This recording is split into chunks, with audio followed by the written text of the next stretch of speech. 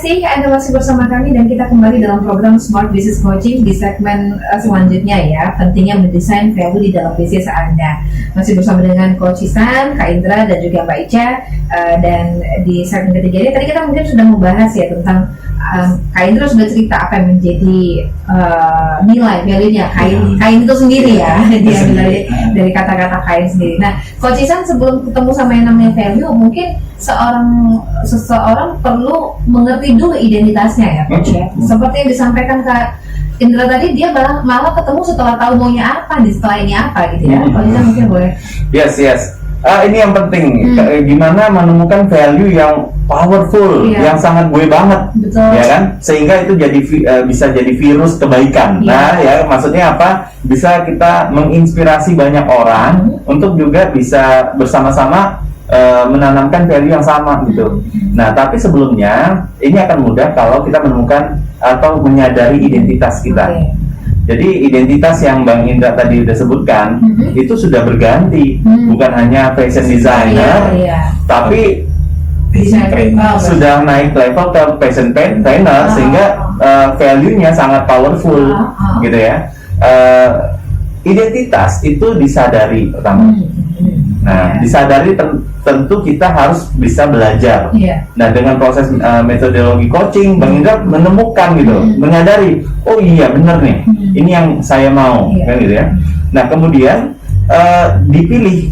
Kadang-kadang kita menyadari ada satu dua identitas yang mau kita, mana nih yang mau kita pilih gitu. Nah ya, yang kemudian adalah dipenuhi konsekuensinya. Salah satunya adalah kita menemukan dulu value-nya gitu. Agar apa? Saat pemenuhan identitas, saat kita menjalani identitas kita, itu ada nilai tersendiri yang orang bisa tahu gitu.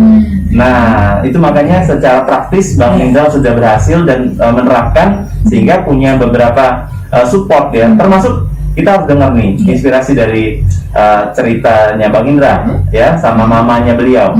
Bertahun-tahun itu masih belum oke. Nah, terus gimana ceritanya udah bertahun-tahun si mama itu jadinya wow gitu, ternyata saya trust on you gitu. Jadi si mamanya jadi percaya sama Bang Indra, dan akhirnya kan ujung-ujungnya doanya luar biasa tuh. Nah, ini perjuangan Bang Indra yang kita perlu dengar, Mbak. Benar. Nah, gimana ceritanya Kak Indra? Iya benar. Jadi sebenarnya kalau cerita karir aku sebenarnya kalau dari keluarga emang dari latar pendidikan juga emang nggak ada nyambungnya. Terus di keluarga juga nggak ada yang jadi pengusaha atau jadi fashion designer atau bahkan sekarang udah mau jadi fashion trainer, itu sama sekali nggak ada. Jadi keluarga itu semuanya nganggap omong kosong lah gitu ya kan, anak kecil pandai-pandaian buat sekolah gitu kan. Jadi pandai-pandaian buat sekolah, tapi aku membuktikan di sini. Nah, sekarang aku udah jadi founder kelas jahit Medan. Aku membuktikan aku nggak sekolah pun aku bisa buat sekolah gitu. Yang pertama itu terus yang pertama yang aku rasakan dari orang lain, teman-teman aku itu supportnya juga luar biasa, tapi keluarga enggak ada yang support sebenarnya. Jadi aku sudah menyiapkan diri untuk dihujam banyak orang sebenarnya, tapi enggak ada yang hujam. jadi yang menghujam itu sebenarnya dari orang tua. Jadi sekarang udah mulai deket lagi, karena kita jauhan Mbak tinggalnya. Aku di Medan, mama aku di perbatasan Riau dan Sumut, di Sikampa. Jadi mungkin ya nggak bisa lihat ya anaknya ngapain kesana kemari gitu. Ya kalau jadi penjahit aja lah gitu ya kan, mungkin.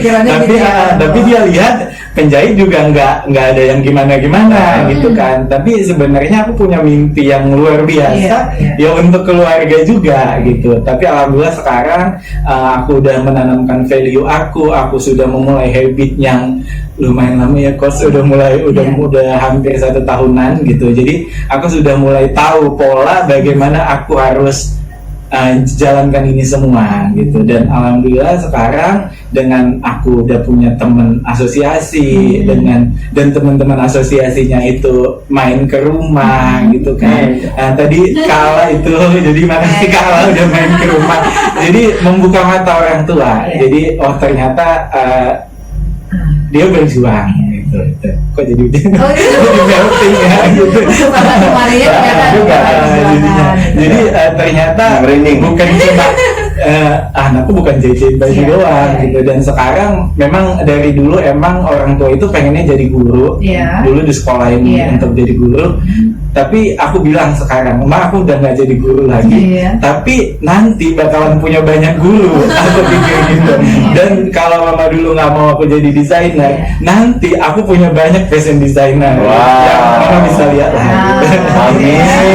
Doain lah. Amin. Sampai ibu ngerti ya kenapa Iya. bolak-balik nih bocah yang di penjahit kok. Iya. Malu banget. Benar, benar. Dia penjahit aja lah gitu.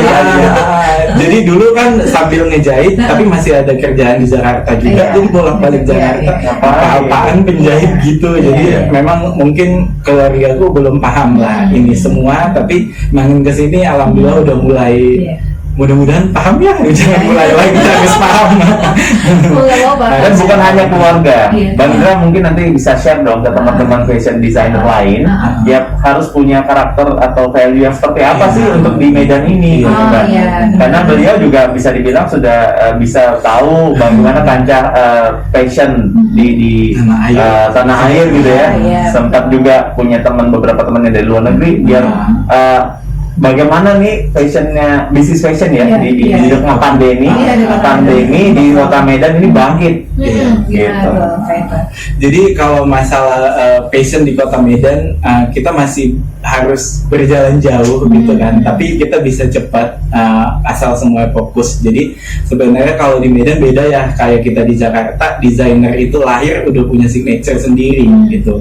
Kelemahan kita teman kita jualannya ini kita ngekor gitu, jadi enggak memperjuangkan signature. Jadi balik lagi tadi enggak punya value juga kan sebenarnya gitu. Jadi kita untuk maju itu nggak bisa sendirian, kita bareng-bareng tapi dengan cara masing-masing gitu. Cara masing-masing istilahnya gini, kalau kita sekolah duduk di kelas gitu kan, ada yang jadi dokter, ada yang jadi ini, semuanya punya cita-cita masing-masing. Tapi ya memang harus sekolah dulu gitu untuk jadi desainer juga kayak gitu. Jadi kita harus perjuangin apa yang jadi signature kita biar orang-orang bisa lihat, biar kita bisa maju bareng-bareng gitu. Jadi mau kemana pun kita nggak akan terhempas oleh apapun gitu. Untuk pandemik emang skala dunia fashion itu anjlok di 90% bahkan karena brand-brand luar itu H&M, Zara segala macam juga udah ini. Tapi kita positive thinking aja gitu. Yang namanya musibah pasti berlalu. Jadi saat pandemi gini, ini sebetulnya saat-saat desainer mempersiapkan apa yang dia impikan gitu. Karena setelah nanti pandemi ini, dunia fashion itu gila. Dunia fashion itu aku bilang gila, dia gilanya itu kreatif. Jadi yang dipertarungkan itu bukan hanya uang, bukan hanya materi atau ilmu pengetahuan, semua dipertarungkan di dunia fashion karena ini adalah industri kreatif, tidak ada ukurannya sebenarnya gitu. Jadi pada saat pandemi ini ngomongin 17-an juga, jadi kita mulai bangkit dengan memperbaiki kita sendiri untuk menjadi fashion designer yang punya signature, biar kita bisa jalan untuk membawa arah fashion Kota Medan ke yang lebih baik lagi. Itu pesan untuk para fashion designer milenial. Aku juga dreamnya di kelas jahit Medan itu seperti itu gitu. Jadi melahirkan fashion designer yang sudah punya signature tapi dengan cara yang fokus dan komprehensif gitu. Luar biasa ya Coach ya. Luar biasa. Jadi yang hadir di narasumber tamu di Business Coaching Smart itu ya di tengah pandemi tetap ada hal-hal kreatif yang bisa dimunculkan, ya ada hal yang bisa dibagikan, spirit dan semangat yang luar biasa berdasarkan dari value dan identitas yang clear. Iya betul. Seperti ibarat kuda gitu ya, dia mau melompat lebih jauh, dia mundur dulu bentar, oke nggak apa-apa. Sekarang di pandemi kita mundur bentar, misalnya. Mungkin mundurnya bukan dalam arti kondisi tapi mungkin lebih ngambil waktu untuk apa lagi ya? Think smart ya, Kak Indra ya. Apalagi nih, sampai nanti setelah selesai nih, wah kita makin kreatif ya. Iya. Kita masih ada satu segmen lagi Coach. Mbak Ica belum ngomong nih. Nanti ya, di segmen terakhir Mbak Ica ya. Kami akan kembali untuk Anda usai ini dan tetap bersama kami.